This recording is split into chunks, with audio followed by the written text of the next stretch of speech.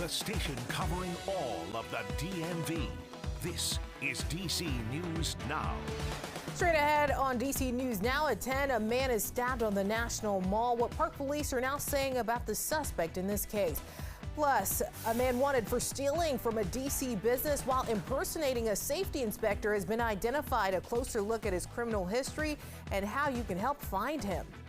And happening now, President Biden is attending the White House Correspondents' Dinner. A look at the event and the protests happening outside. Good evening. Thank you for joining us for DC News Now at 10. I'm Annalisa Gale. Tomorrow could be a messy one in parts of the DMV. Let's get right over to meteorologist Scott Sumner. That is right, Annalisa. We've got some rain, some steady rain potentially, some heavy rain at times, some flooding. And where is it all coming from? Well, right now it's down in the south, from South Carolina, Georgia, Alabama, Mississippi. All of this is moving up. There's a front back off to the west here that's lining up right along St. Louis's area, and that moisture is moving in.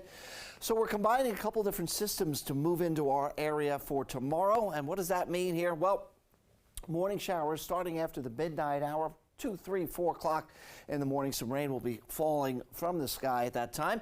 Heavy rain by noon tomorrow, and then we have some severe storms possible between, I think, 3 and 6 or 2 and 6, somewhere in that time frame, mid-afternoon. All storms exit, though, by 8 or 9 o'clock, and this time tomorrow night will be a little blustery, but at least it'll be quiet, and the severe weather, or whatever severe weather we have, will move out up into New Jersey. We'll talk about your 7-day forecast and how cool it's going to be coming up.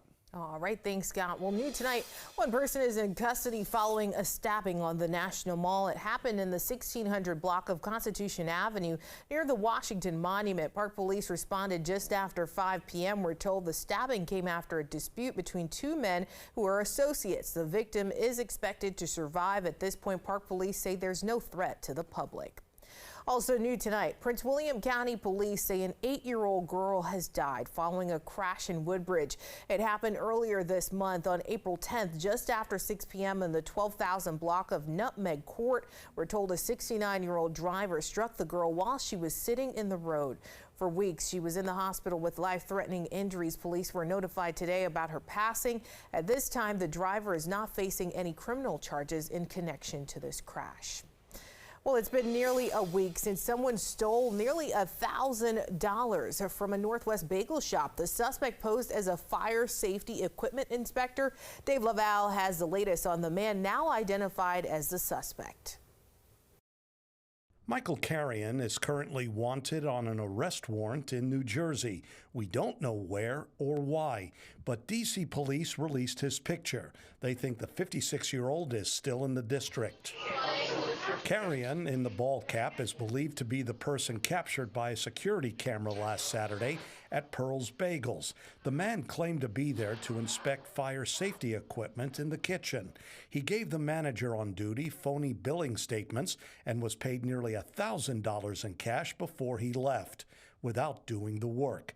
Pittsburgh police also want Carrion. They claim Carrion is the person shown in this picture during a similar crime at a restaurant August 4th, 2022. The suspect claimed to be with the fire department. It's the same story in about a handful of other crimes around the country over the last 10 years. In each of them, the restaurants paid the suspect in cash. Inspectors will never ask for cash payment, for checks, anything like that. D.C. Fire Marshal Mitchell Cannery says that's not the only way to tell if it's a real fire department inspector. It's not always a time where things are going to be scheduled ahead of time. So there might be times when an inspector comes in unannounced, but they will always be on official duty, in official uniform, and with their identification. D.C. Fire and EMS says someone also impersonated a fire inspector last June. That person made off with $600 cash from the business along Connecticut Avenue Northwest. It's not clear if that one is connected to what happened at Pearl's Bagels. Dave Laval, DC News Now. Now to the Hill, the U.S. economy is slowing down according to new data from the last quarter, and all of it happening at a time where Congress is in the middle of a fight over spending. All of this as concerns over a possible recession continues. National correspondent Hannah Brandt looks at what may be ahead. A new Commerce Department report shows the U.S. economy grew at a rate of just 1.1% in the first quarter of this year. That's slower than expected, but not everyone sees it as bad news. Our view is that the economy is in a very strong position right now. New economic numbers for the first quarter show weaker than anticipated growth. But the White House insists overall things are good. They point to figures that show consumer spending grew more than 3% in that same time period. If folks are getting out there feeling comfortable that they can spend on what they need and what they want, that usually means the economy is in pretty healthy shape. The slowing economy shows the impact of the Federal Reserve's recent interest rate hikes. Inflation is coming down, but economist Ethan Harris predicts the Fed isn't finished. To get inflation all the way back to their target, the Fed needs to see more weakness in the economy. The challenge for the Fed is to avoid triggering a recession by slowing the economy too much. And a political showdown over lifting the debt ceiling makes reaching that goal even more complicated. We may have a very ugly debt ceiling fight, and that could undercut confidence and accelerate the weakening of the economy. Democrats blame Republicans for increasing the risk of financial trouble. What we should be doing is responsibly getting to work on behalf of everyday Americans, not engaging in a reckless, dangerous default showdown. But Republicans say they'll raise the debt ceiling if Congress passes spending cuts, which they insist are crucial for the long-term health of the economy. We're on a tipping point, and this president wants to even spend more money. The Federal Reserve has a meeting next week, which is when they could announce another interest rate hike. In Washington, I'm Hannah Brand.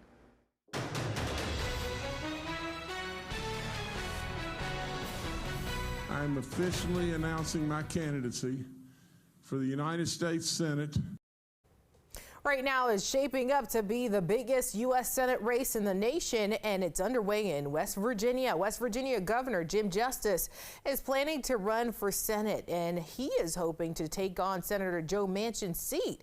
Manchin has not announced if he is going to run for re-election. He has also not ruled out a run for the White House. Justice says he will continue to rally for his state if elected into the Senate.